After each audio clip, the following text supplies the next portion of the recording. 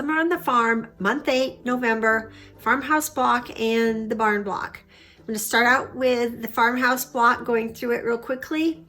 The main thing we need to talk about is how to make that little peak that goes at the top of the house. And to do that, I like to use the Deb Tucker's Studio 180 V-Block trimmer. I'm going to put a piece of white fabric under here so you can get a better look at it in all the lines. So just quickly to go through this, we're going to talk about the lines down here, which talks about the finished unit size of your little unit that you're going to make. And then right here is a dotted line. It says fold line for center triangle. We'll use that. And then here is the cut line for the side triangle. This will make little peaky and spike blocks all the way from 1 inch to 6 inch, but we're going to make the 3 inch finished.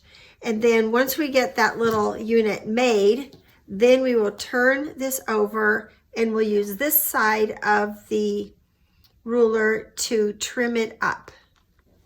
Before we get started, I want to show you that the book has templates in it at the back of it for making these blocks. And what you would do is trace this onto template plastic, which is real thin, and then draw around those and cut them out and do it that way. Here's for the bunting block. That's in the last month.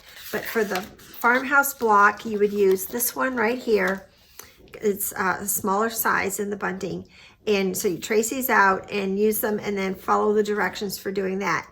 I like to use the ruler to make a nice, accurate, precise unit that will fit together very accurately with the other pieces that go around it.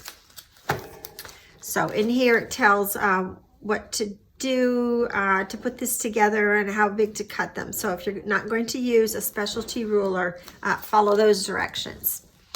Otherwise, to use the V-Block trimmer, I'm going to follow the directions here, and this instruction sheet will tell you exactly what you need to use. I'm going to use this one here.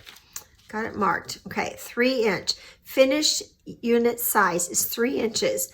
I know that because the book tells me to trim that up to 3.5 inches. So if it's a 3.5 trimmed up, it's going to be a 3 inch finished. Okay, so for that size, we'll go over here, strip width. You want a 4 inch strip of fabric.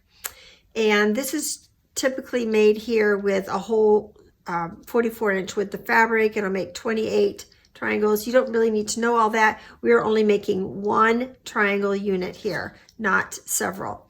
So you just cut your little piece. I'll have that here to show you. But you want to strip cut 4 inches. Okay, so that would be for the center piece right here, the center triangle. And this is folded. This is 4 inches. We're going to fold it in half. I'm going to put the folded edge over here. Now to save fabric, I think I'll just go like this, because I don't need all that other. And I'm going to lay this, like I told you, this line here says the fold line for center triangles. So I'm going to put that fold line, you can see that there. I'm going to put it over here on the fold, top of my ruler up here, the bottom down here, it says 3 inch finished unit. Put that on there, and I'm going to cut my center triangle. Okay, now the instruction sheet here with the ruler goes on to tell you how to continue cutting more of these if you're cutting several, but we're going to stop there because we're only cutting one.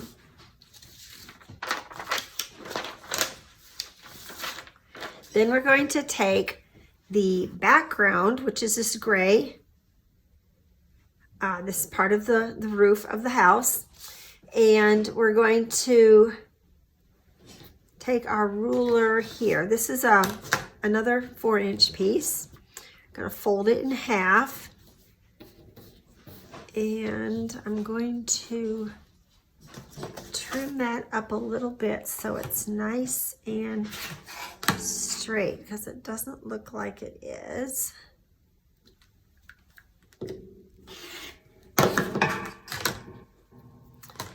Okay, and then I'm going to take my ruler, and again I'm going to put it on here, but this time I'm going to use this solid line. It says cut line for side triangles right here, and it has an arrow pointing to it.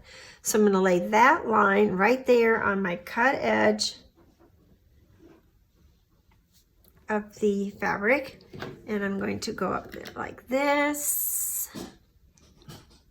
and cut this off. Okay, that's my scrap. If I was cutting more, I would use this to cut more of them. Okay, so one thing I forgot to mention is that when you have this, you fold it. You don't have just two layers on top of each other. You have it folded so that you have wrong sides together, or you could do it right sides together, but you want them to be opposite so that you have mirror images. So this is what they'll look like. And here's your center triangle. Okay, now these need to be turned around, and they will go on here like this to sew these on. And we're going to start on one side. That would be, we're jumping all the way over to step 17 on the V-block instructions, because we are not making several. And also, if you are making several, there are tips on here if you're a left-handed trimmer. So you will put this on here so that the corner of this angle here of your background piece goes up here with your center triangle. It's going to go on there like that, and so then what you end up with is a little extra at the bottom. And then we're going to go over to the sewing machine and sew a 1/4 inch seam along here. Okay, I sewed that on there, press it open with the iron. Then I'm going to lay the other one on here. And this is going to go on here. This little dog ear sticking out at the top is helpful because that's where I'm going to place this piece, and it's going to go on there just like that. And I will sew up that side.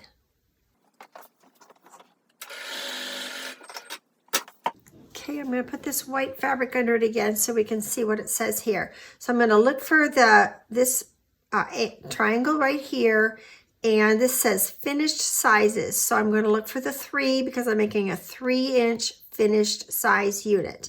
So I'm going to take that and lay that the point of this triangle with the 3 next to it goes right on there. I'm going to move this so these lines go right on my seam line, and then that's what I'm going to trim. Now out here it says 3.5. That's what's going to be the unfinished size, but here it says 3, and I'm going to hold this down.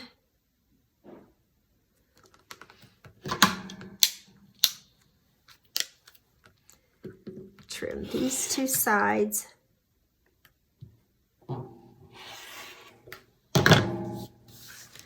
Turn it around.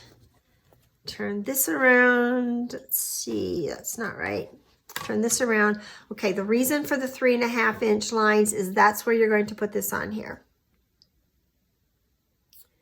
Okay, so 3.5, because that's what I'm trimming it up to.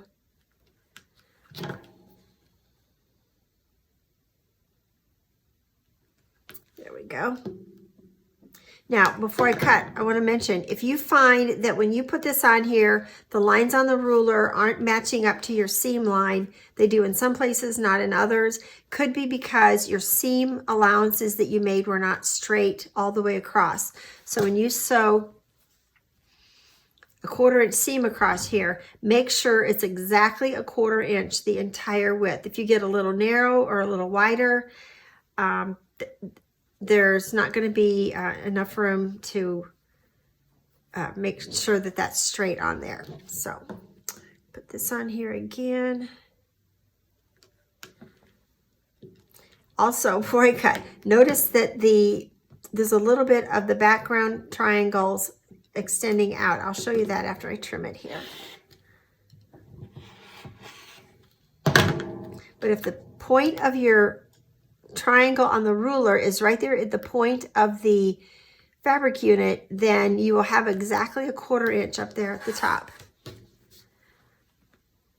Okay, so here is where you have a little bit sticking out. That's what you want, and that's the beauty of this technique, because when you sew pieces on all 4 sides of these, then when it comes out, you're going to have a nice point of the triangle at the ends down here instead of having them chopped off. I love this method. I love this ruler for making this. There are other ones. Eleanor Burns has one. It will work just fine too if you have it or if you want to get it. It's a little less expensive than this, and it will help you to make an exact, precise unit. Creative Grids also has a ruler that will help you do this. So those will be listed on the website here where we're showing this, and let us know if you have any questions. Now, for the rest of the block, it goes together very easily. You just put the squares and triangles together, and you just snowball the other sides of the roof, and that's all there is to making that.